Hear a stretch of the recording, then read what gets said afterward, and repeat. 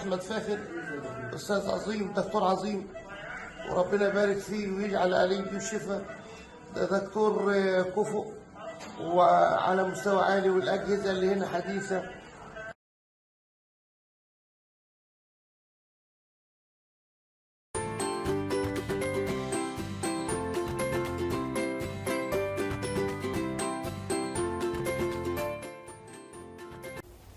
مساء الخير والتفاؤل على حضراتكم مشاهدين ومتابعين قناة بانوراما دراما في كل مكان، وحلقة جديدة ومميزة من برنامجكم كون إيجابي مع دكتورة أميرة الفقي. النهاردة هنتكلم عن موضوع مهم جدا، وهو تخصص علاج الألم بدون جراحة، مع ضيفي اللي مشرف برنامج كون إيجابي دكتور أحمد فاخر، استشاري علاج الألم بدون جراحة وعلاج آلام المفاصل والانزلاق الغضروفي بدون جراحة، دكتوراه علاج الألم جامعة القاهرة، ماجستير التخدير وعلاج الألم جامعة عين شمس، حاصل على الزمالة المصرية، عضو جمعية أطباء الألم المزمن المصرية، عضو جمعية السونار العصبي الحركي. أهلا بيك يا دكتور. اهلا بحضرتك دكتور. شرفتنا ونورت برنامج كون إيجابي.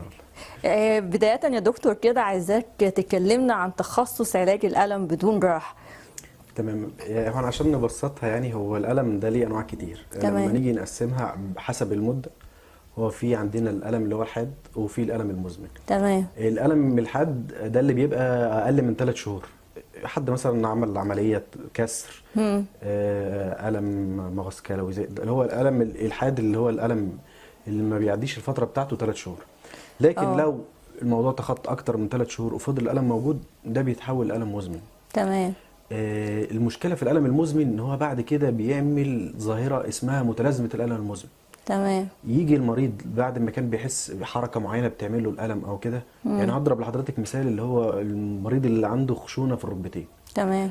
المريض اللي عنده خشونة في الركبتين دوت، لما الألم بيتحول لمزمن معاه اللي هو عدى أكتر من فترة 3 شهور، بيبقى الألم في الأول مع الحركة. أيوة. يعني بيتحرك بيحس بألم، بيمشي بيصلي بالظبط كده. تمام. طالع سلم حس بألم الكلام أيوة. ده. لما بيخش بقى في حاجه اسمها متلازمه الالم المزمن، ممكن يبقى انا نايم على السرير نفسه وحاسس بالألم وركبه بتوجعه. تمام. وده طبعا بيصاحبه موجه اكتئاب للعيان، تعبان. نفسيا وحش. يقول لك طب ما انا كنت بتحرك وانا لسه سن صغير ومش عارف يعمل حاجه، مش عارف يخش الحمام. ايوه. فبيبقى الموضوع مؤلم بالنسبه له نفسيا. تمام. الالم هو النفسي حتى لو ده قاعد يزود معاه من الايه، من الالم العضوي. ايوه. تمام. وفي نفس الوقت الحاجات اللي احنا بنعالجها ما بيبقاش ليها مثلا حل جذري او حل راديكال. تمام. زي مثلا هنكمل على نفس المثال، مثلا حد عنده خشونه في الركبتين. تمام. الخشونه في الركبتين دي درجات، ممكن مثلا يكون هو درجه اولى او ثانيه، اللي هي لا تستدعي اجراء عمليه جراحيه. بالظبط. وفي نفس الوقت المسكنات ما بقتش جايبه معانا نتيجه. ايوه. تمام. فاحنا هنا دورنا ان احنا نتدخل وان احنا نعالج الحاله دي على النقيض هي بقى. الألم فيها 1 أو 2 في البداية. في البدايات مثلا، ده مثال، ده عيان لو راح للجراح مش هيرضى يعمل له تاني. لا اللي هي بسيطة. هيقول له حرام المفصل كمل عليه 10 سنين كمان، وبعد كده لما المواضيع تتدهور ممكن نعمل تغيير مفصل. طبعا مش هيقعد الفتره دي كلها بألم، بيستحمل ألم. مش هيستحمل، لان هيعمل ايه بقى زي ما قلت لحضرتك اللي هو متلازمه الالم المزمن. متلازمه الالم المزمن دي خلاص حتى لو سبب الالم نفسه اختفى، بيفضل حاسس بالالم. بقى في حاجه اسمها ذاكره الالم في مخه. يعني هو اصلا مش موجود، ولكن هو بيتخيل ان هو عشان عاش معاه وقت طويل. المخ نفسه اتبرمج ان المنطقه دي بيجي منها الم. فمن غير ما يعمل حركه، من غير ما يعمل حاجه، الالم موجود. ايوه. تمام. في بقى ناس تانيين اللي هم مثلا درجه رابعه، يقول لك انا لفيت على الدكاتره كلهم وقالوا لي لازم تعمل تغيير مفصل. تمام. هو فعلا تغيير المفصل في الحاله دي بيبقى هو الحل الحل الامثل والحل النهائي. ايوه. في بعض الحالات تلاقي بقى عشان كبار في السن تلاقي عنده ضغط وعنده سكر، ما ينفعش يعمل عمليه، ما ينفعش يتخدر ولا يعمل عمليه. وبعدين العمليه محتاجه مجهود بعدها، علاج طبيعي او كده. في مرضى تانيين يقول لك لا انا لو هموت مش هعمل عمليه، ما خلاص هو حاله نفسيه مش هقبل. شفت مين عمل عمليه؟ بالظبط. ايوه صح. المصريين والكلام ده، حاله نفسيه خلاص لا مش هعملها، انا هعيش كده. طيب العين ده هنسيبه؟ لا مش هنسيبه. هنا بقى بيجي برضو ايه دورنا، أيوة. احنا نتدخل نعالج الحاجات دي. طبعا معانا حاجات كتير ويعني ادوات كتير بنستخدمها زي الحقن الموجه، زي الحقن بالبلازما الغنيه بالصفائح الدمويه، الاكسجين النشط، ماده البارول سيرابي، عندنا التردد الحراري، حقن ماده البوتوكس، حاجات كتير جدا يعني. أيوة. طيب يا دكتور، هو الحقن المفروض ان هو مسكن ولا بيعالج؟ بص حضرتك، هو على حسب الدرجه. يعني لو مريض جاي في درجه اولى او ثانيه اللي هي الدرجات البسيطه، تمام، وحقناه بماده تجديديه زي مثلا البلازما الغنيه بالصفائح الدمويه، ماده البارول سيرابي، الاكسجين النشط، في الحاله دي ان هو ممكن يعالج، لان بيبقى في شويه تقرحات بسيطه، في التهابات بسيطه في نفس الركبه، ايوه بسيطه، فبيبقى علاج. تمام. لكن بقى لو مريض في درجه رابعه تمام والمفصل اتاكل تماما ومفيش غضاريف، فطبعا هيبقى مسكن، تمام، لكن مسكن غير ضار. تمام. أيوة. لان المعلومه اللي طبعا حضرتك عارفاها ان الأدوية 50% مسكنة. من حالات الغسيل الكلوي اللي هم تحولوا ان هم حصل فشل كلوي دائم وبيغسل كلى بسبب مسكنات. الاستخدام المفرط للمسكنات. المسكنات ليها اضرار. فهو لما احنا يرتاح مثلا سنتين ثلاثه على حسب يعني، وممكن الحاجات دي تتكرر تاني ما فيهاش مشكله، وان هو يرتاح من الالم ويقلل من استخدام المسكنات، طبعا بيحمي الكلى، بيحمي المعده. ايوه طبعا. ممكن كمان بتعمل قرحه في المعده زي ما حضرتك عارفه، وتحول بنزيف ومشاكل يعني صعبه. اضرارها يعني بالظبط. اصعب من ان انا افضل عليها. طيب احنا اتكلمنا عن علاج خشونه المفاصل. هو كده التخصص ده بيعالج خشونه المفاصل بدون جراحه؟ بالظبط كده، يعني زي ما ضربنا مثال خشونة الركبة، في عندنا خشونة مفصل الحوض. حالات كتير جدا بيبقى عندهم خشونة في مفصل الحوض والحالة الصحية ما تسمحش ان احنا نعمل عملية. برضه بنعالجها بان احنا نعمل بالحقن وبالتردد الحراري. في عندنا مفصل الكتف، يعني جميع مفاصل الجسم. تمام. لكن انا بقول لك دول اكتر 3 مفاصل فيهم مشكله، وبالذات مفصل الركبه. يعني الركبه يعني هو ممكن يجي خشونه في المفصل. في مفصل الكوع، بس هو فعلا الشائع. بس هو الشائع الركبه اللي متعارف عليه، لان الركبه شايله وزن الجسم كله. ايوه. وبعدين كمان عشان زياده الوزن. تمام. وكويس ان انت يعني فتحت الموضوع دينا ده. زياده الوزن. لان يعني لما نيجي نتكلم كعلاج نهائي او علاج اساسي لمفصل الركبه، لخشونه مفصل الركبه، فان احنا ننزل في الوزن ونعمل نقوي العضلات. تمام. ده احسن بقى من اي علاج، ولا احسن ما نطورش احنا نغير مفصل، ما نحتاجش نحقق، ما نحتاجش حاجات. طب بس في ناس على فكره ما وزنها مش تقيل وعندها خشونه ركبه. بالظبط كده. دي بقى بتبقى ليها اسباب جينيه او بعض الامراض زي امراض الروماتويد، او زي مثلا اللي بيبقى من مضاعفات مرض السكر او الكلام ده، بيحصل الكلام ده، وبيبقى في الاغلب ليها خلفيه وراثيه اكتر، او بسبب هو عاداته. ايوه بيطلع سلام كتير، ساكن في شغل، طبيعه شغله بيحصل بقى تآكل في المفصل. يعني من اكتر الناس اللي بيجوا لي بيشتكوا من الموضوع ده في سن صغير. عارفه مين؟ المدرسين. بالظبط صح. انا كنت لسه والله هقول لك كده دلوقتي. في العياده على طول تيجي اول ما الاقي واقفه على طول بتتحرك على طول. شغاله مدرستين. بالظبط ايوه، واقفه رجله على طول بيستهلكها يعني.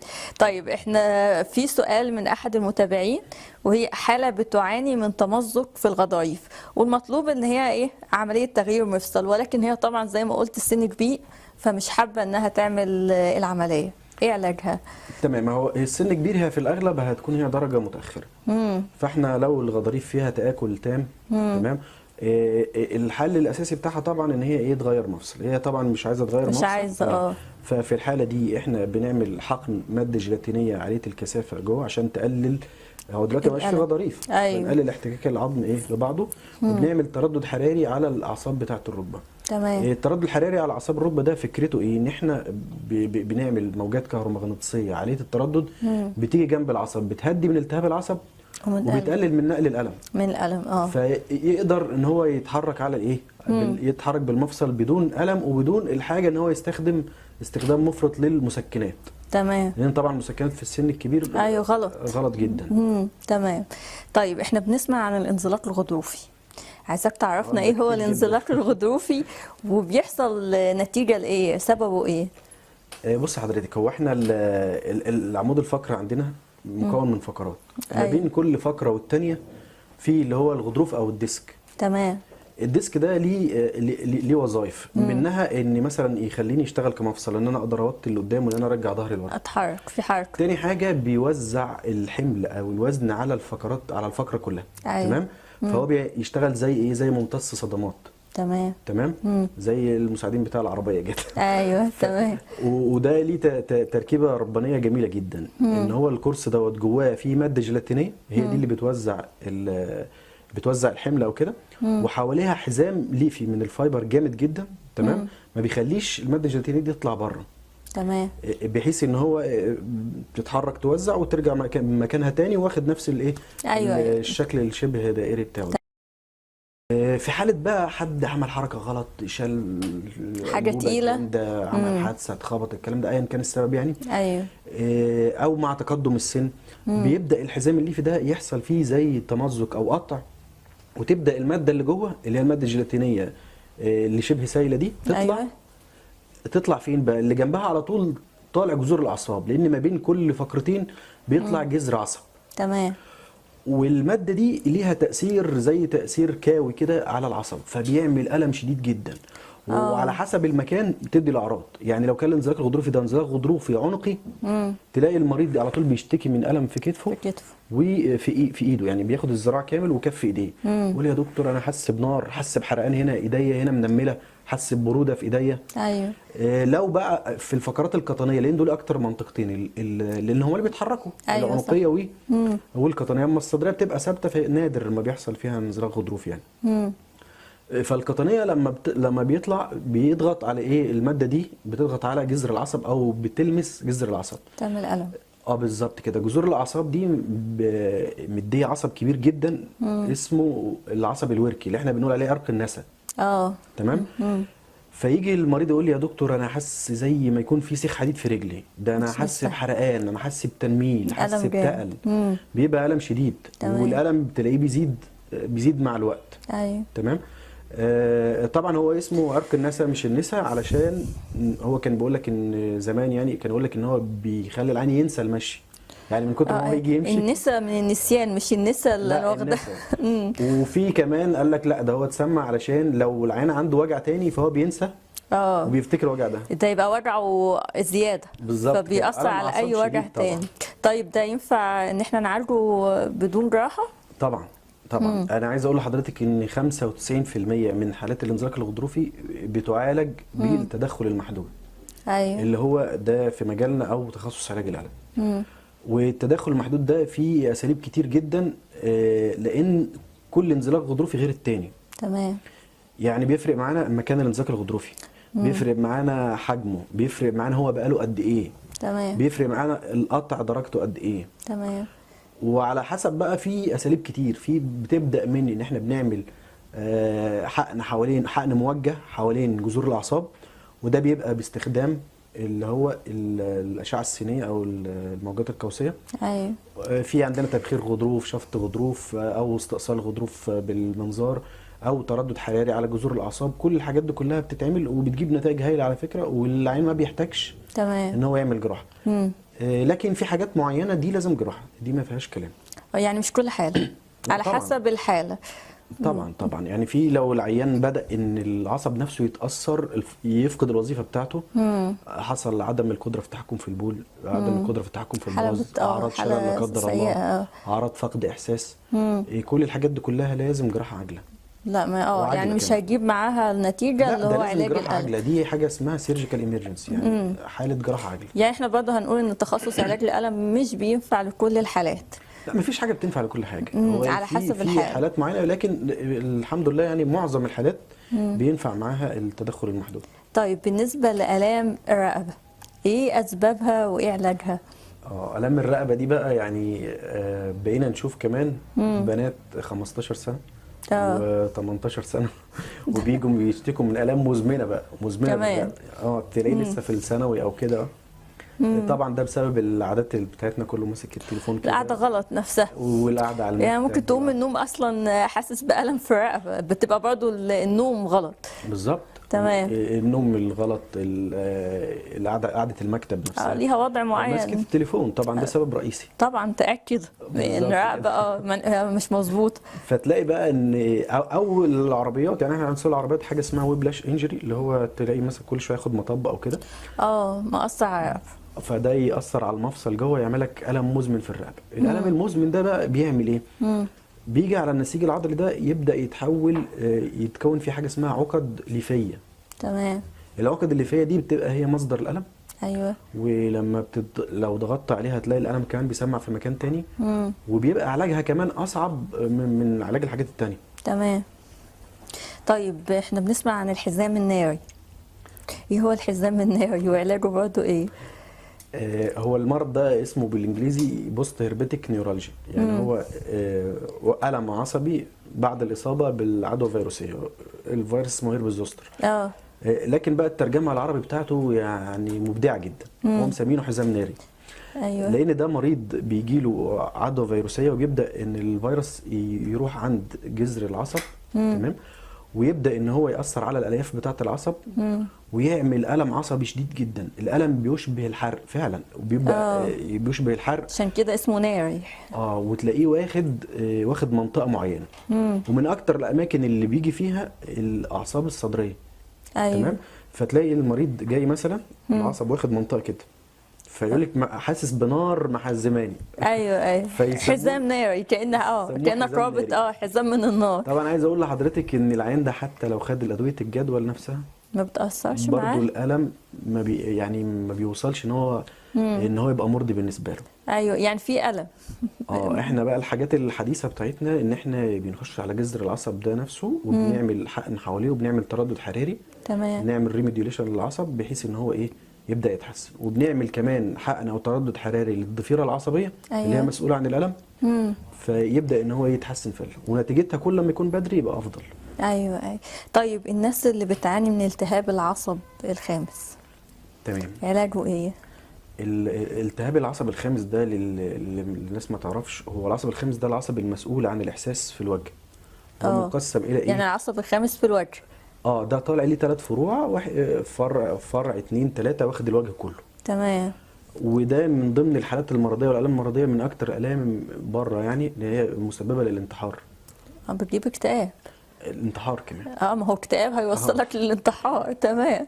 لان الالم ده تلاقي بيجي الم خاطف ياخد دقيقه او دقيقتين، بيبقى على اي صعقه كهربائيه كده او كهرباء بتيجي في المنطقه اللي واخدها. ايوه. وبدون اي مقدمات، ممكن وانا بتكلم عادي بيحلق، بياكل، فهو بيبقى خايف من كل حاجه فجاه كده. خايف يتكلم، خايف ياكل، خايف يمضغ، خايف يضحك. تمام. فحالاته يعني حياته حرفيا بتتحول لجحيم. ايوه. ويعني دي لاسباب كتير جدا. في اسباب بقى اللي بيبقى فيه زي مثلا تمدد شرياني جنبه، او ورم او الحاجات دي كلها، لكن معظم الاسباب هي سبب غير معروف والتهاب في العصب. طبعا سبب غير معروف. يعني في التهاب في العصب والسبب بتاعه يبقى غير معروف. تمام. يعني ملوش سبب واضح. علاجه بقى ده علاجه ان احنا العين بيدخل العمليات، وبنبدا نخش بابر صغيره من هنا نوصل للعصب. تمام. بنج موضعي طبعا. ايوه. وبنعمل تردد حراري للعقده العصبيه اللي رايحه العصب ده. وبيدي نتائج جميله جدا يعني. تمام. طيب الالام السرطانيه؟ الالام السرطانيه دي اصلا هي بدايه تخصص علاج الالم. ايوه. يعني علاج الالم اول ما بدا هو كان علشان الالام السرطانيه. صح. اللي بيبقى في ورم خبيث او كده في مكان، بيبقى عنده اسباب كتير جدا للالم. أيوة. اولا العصب نفسه، الورم نفسه بيبقى ضاغط على العصب. تمام. او ضاغط على عضو معين عامل الم. وعامل له الم نفسي. تمام. وبيبقى في حاجه اسمها ميدز او ثانويات تروح رايحه للعظم، يعمل له الم في العظم. تمام. ويعمل له الم في الاعصاب، ويعمل له الم في كل حته، فبيبقى اسباب الالام كتير جدا. ايوه. وفي نفس الوقت ملهاش حل جذري، يعني انت عشان تعالجها جذريا لازم الورم يتشال. تمام. فالتخصص ده بيعالج الالم الناتج عن الالام السرطانيه. بنبدا معاه بادويه الاول، ادويه فيها مورفينات، فيها مضادات اكتئاب، فيها مسكنات، وفي عندنا حقن في الضفيره العصبيه اللي رايحه للمكان اللي فيه الالم ده. تمام. وبنعملها بدون جراحه يعني. طيب انا بشكر حضرتك لوجودك معانا النهارده. شكرا. اعزائي المشاهدين، بشكركم جدا على المتابعه، وبوعدكم بمزيد من الحلقات القويه والضيوف المميزين. سعدنا بكم ونرجو ان نكون قد افدناكم.